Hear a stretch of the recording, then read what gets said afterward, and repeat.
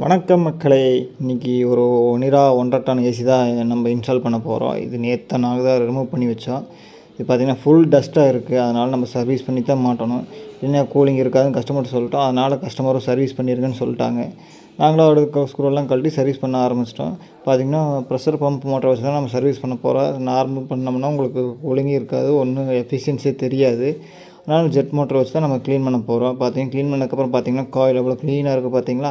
இந்த மாதிரி க்ளீனாக இருந்தால் மட்டும்தான் உங்களுக்கு கூலிங் நல்லாயிருக்கும், சூப்பராக இருக்கும். இந்த மாதிரி தான் க்ளீன் பண்ணணும்.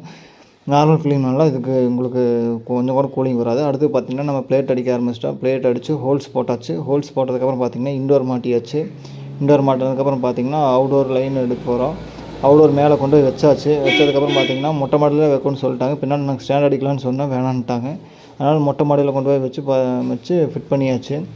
வச்சதுக்கப்புறம் பார்த்திங்கன்னா கேஸ் எல்லாம் செக் பண்ணியாச்சு. அடுத்து பார்த்திங்கன்னா இன்டோர் ஆன் பண்ணி கூலிங் செக் பண்ணியாச்சு. கூலிங் சூப்பராக இருக்குது, 24 நல்லாயிருக்கு, அருமையாக இருக்குது. நம்ம பேஜை லைக் பண்ணுங்கள், கமெண்ட் பண்ணுங்கள், ஷேர் பண்ணுங்கள், முடிஞ்சால் சப்ஸ்கிரைப் பண்ணுங்கள் மக்களே.